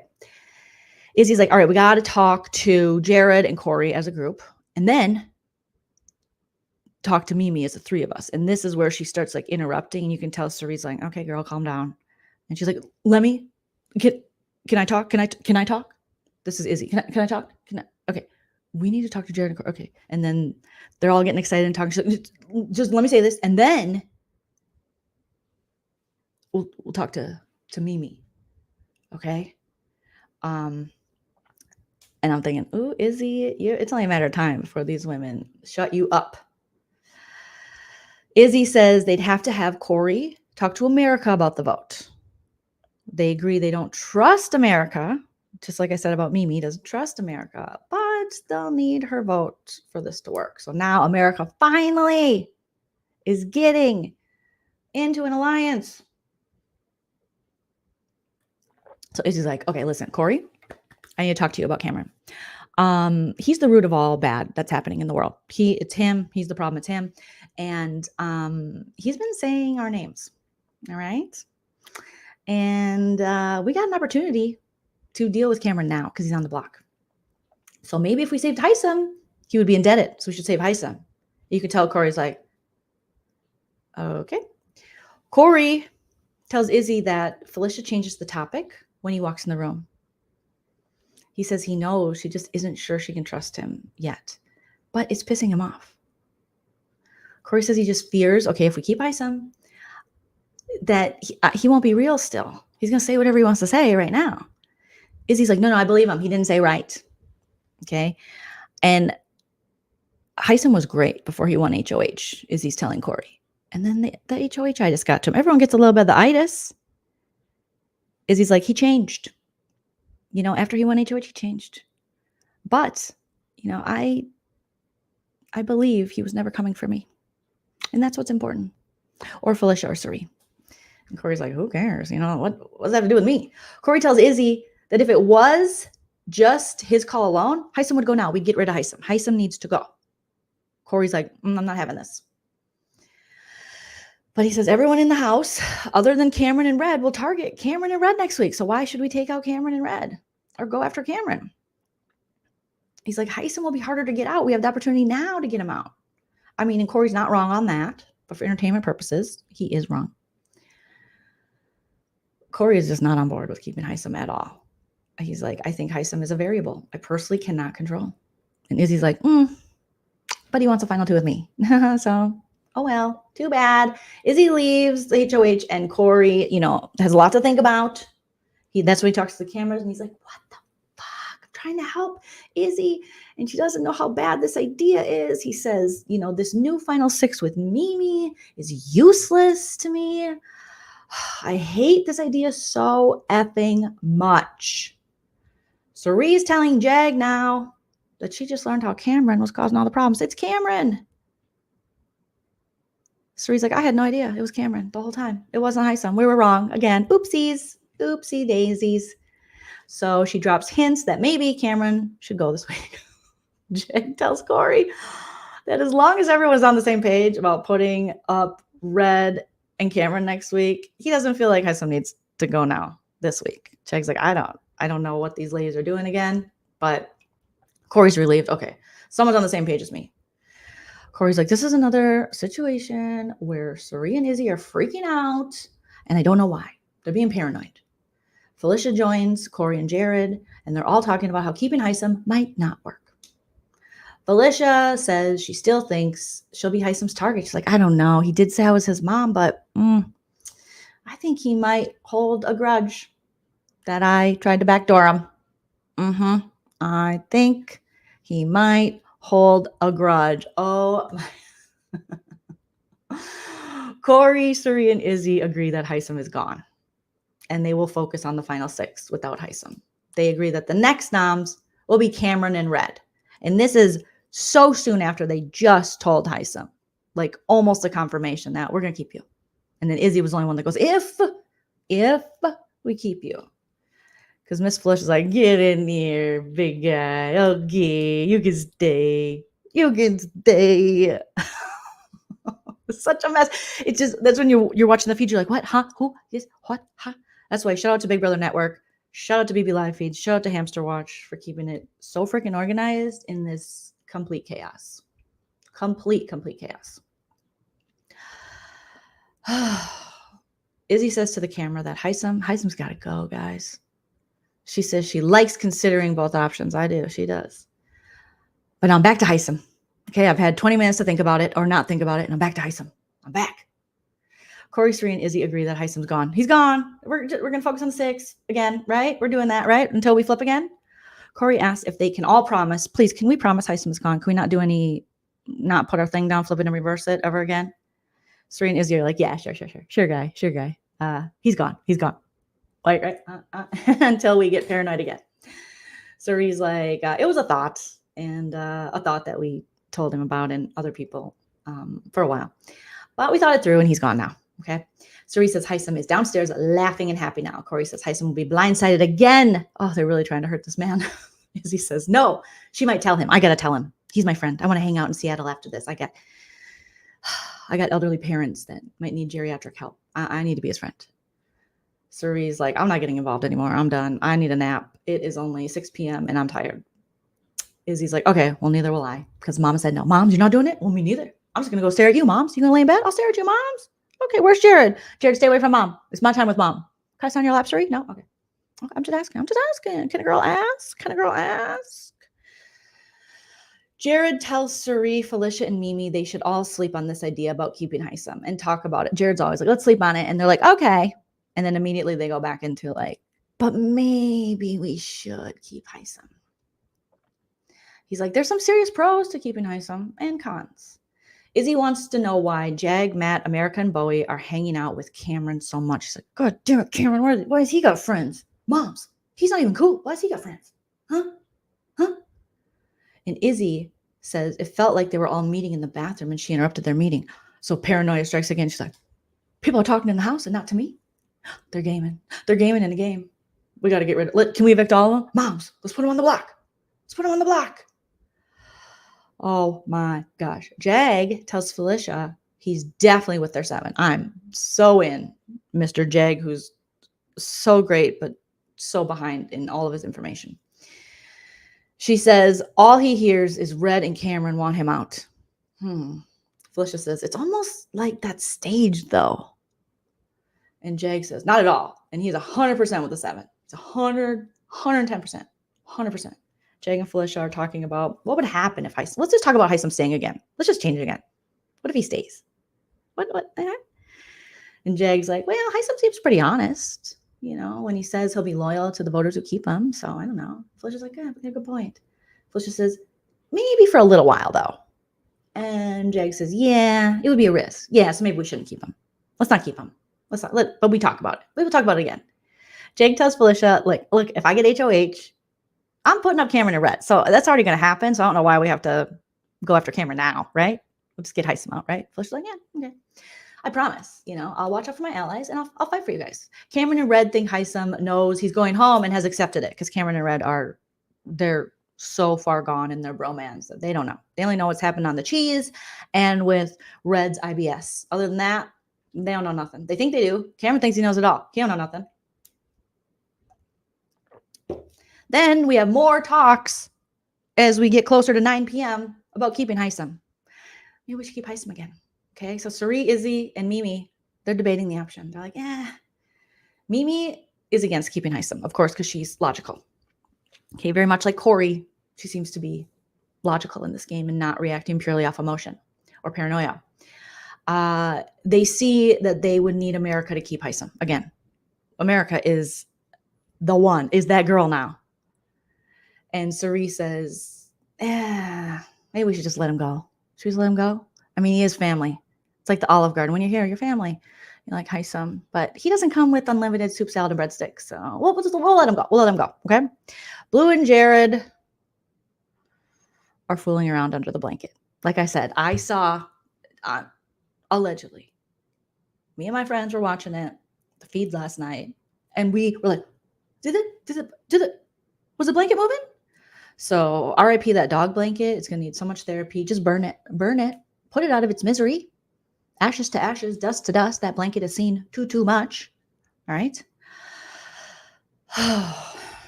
So there, Jared's like, okay, I'm back out of the game. I'm back into Blue's nether regions. That's the real nether Gorgon is in their pants.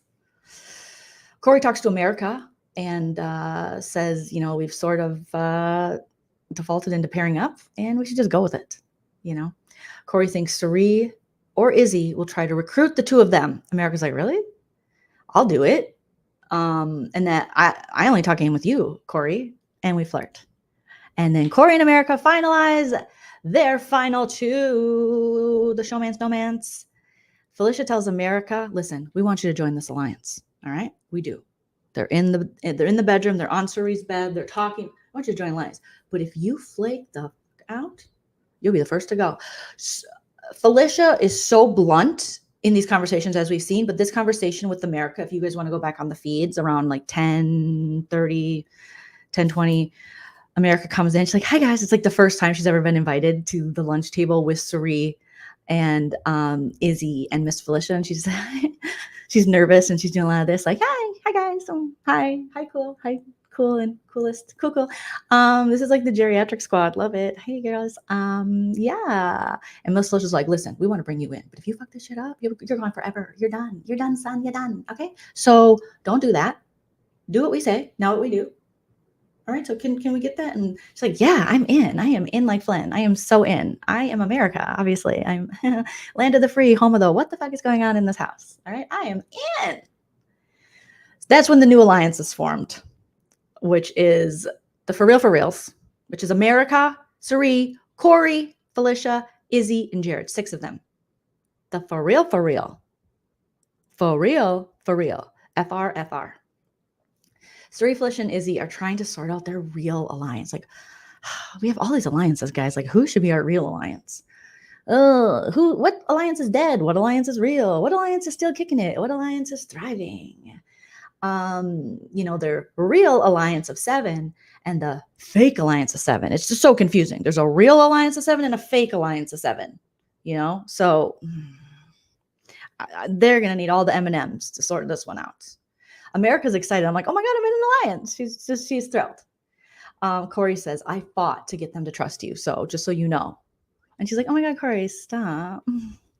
You're great. You're so cute. You're so cute. You're like really cute. You're so silly. Let's fist bump. Okay. Corey doesn't understand why they included Mimi after days of Suri talking about how she doesn't trust Mimi. I mean, yeah, there's been some Mimi slander, and Mimi is actually loyal to them. But Mimi should be talking more game, bringing more information to the table because it's making her look sus in their eyes.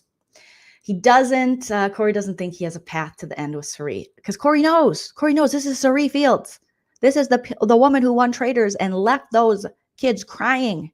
They're like, Sari wouldn't betray us. She's not a traitor. And Sari's like, hi, nice to meet you, Sari Fields. Maybe you guys didn't know my resume, but yeah, I play games for me.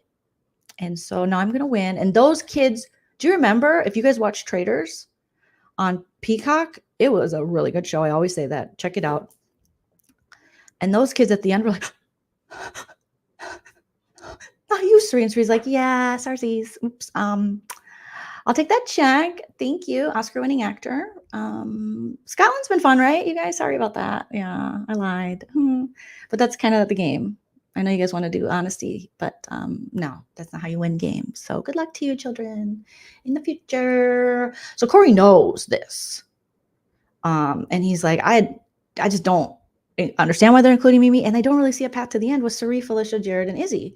So, you know, I need to work with America. I need this alliance to work. Hisam decides he'll wear the same shirt out of the house that he wore in. Way to go, Hisam. He tells Felicia he loves her, but doesn't care for the others. Oh my God. Why are you saying that? Why are you saying that?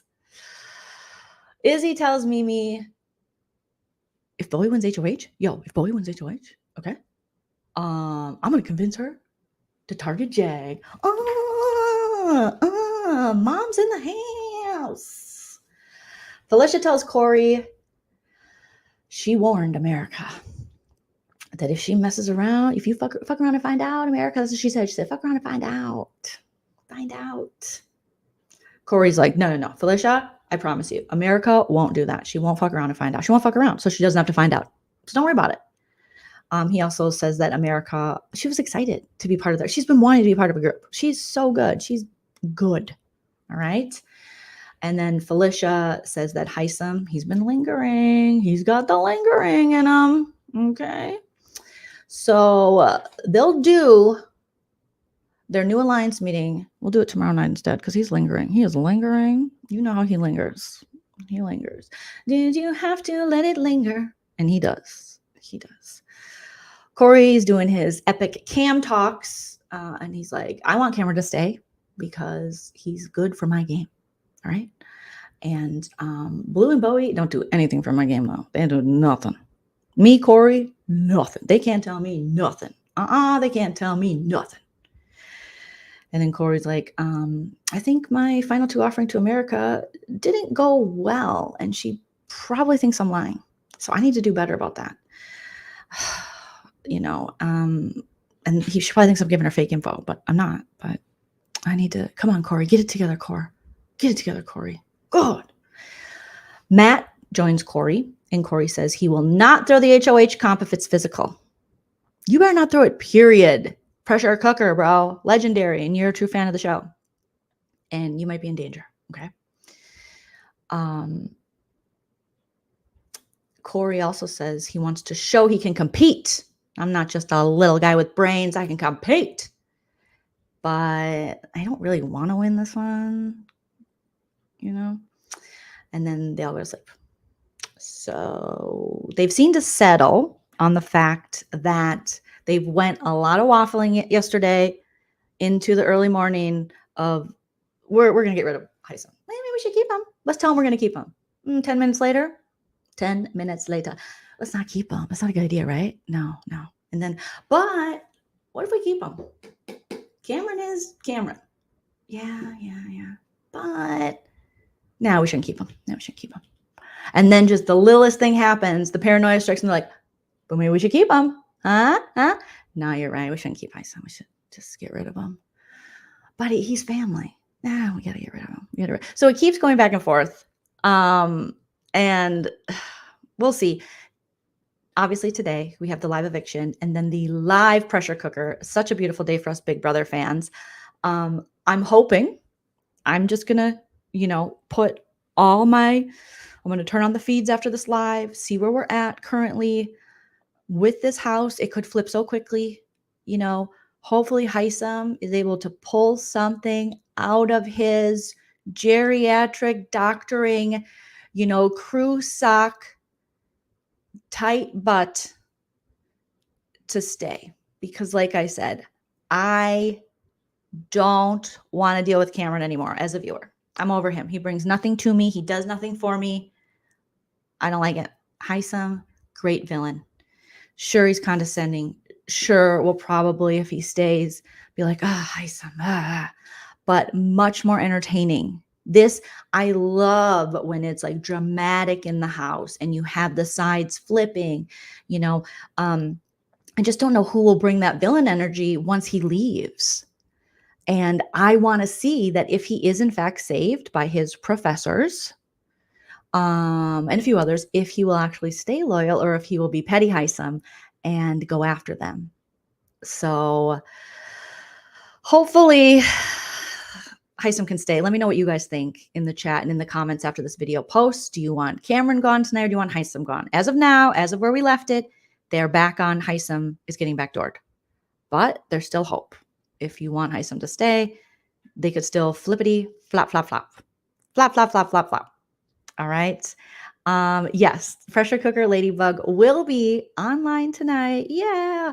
So excited. And so I'm, like I said, I'm having my friends over and then I'll go live. I probably will go live after the East Coast airing of the episode and then start watching feeds right away and then come live tomorrow morning. So I'll do another live for sure tomorrow morning, but probably also tonight after the East Coast airing of the episode. We'll see where we're at with, because I'm so excited now that I have friends to watch live feeds with. So they're going to come over. And we said, if they do that new school Big Brother thing where they make deals and they don't really stay in that pressure cooker for 14 hours a la BB6, we will riot. We will riot. We will all, well, I don't want to incite anything, but, wall yellers, USA. No wall yellers, but we'll be mad. We'll be real mad. It'll be upsetting. I hope they don't do that. I really hope that they all fight hard for this pressure cooker HOH. So yeah. And hopefully nobody makes a deal like Kaser did. That was so tragic when Kaser believed, that evil woman. And then just as soon as he was brought back in the house by literally America, the United States of America, he was sent back out by Jennifer. And then, but in a true poetic moment in Big Brother history, then his number one ally, Janie, wins the HOH. And she said, "Give me that key, bitch." And then Howie picks her up and she goes, "Bye-bye, bitches." And Jennifer throws the key. And it was so dramatic. And I need another moment like that. I mean, its own moment. We can create something new, but something that dramatic. Yes, thank you, Nancy. Shout out to all my mods. Thank you. Hit that like, hit that subscribe if you haven't already. I'll definitely be back tomorrow morning for another Java with Joleen. Maybe tonight after the East Coast airing of the episode. Follow me on social media for shorter little updates on Big Brother and other things that I cover and comedy. So you guys are all wonderful. Let me know in the chats or in the comments after this video posts who you would like to see win the pressure cooker. Who would you like to see win HOH is the first question. The second question is, do you want Cameron or Hisam to stay tonight? So who do you want to win the HOH pressure cooker and who do you want to stay? You guys are wonderful. Enjoy your pressure cooker day live on the feeds tonight at 10 p.m. Eastern. Okay. You guys take care of yourself. Enjoy yourself because it's later than you think. Bye. Thank you for all the Cash Apps and Venmos and Super Chats. You guys are amazing. Again, shout out to my mods and thank you for participating in the chat. Bye.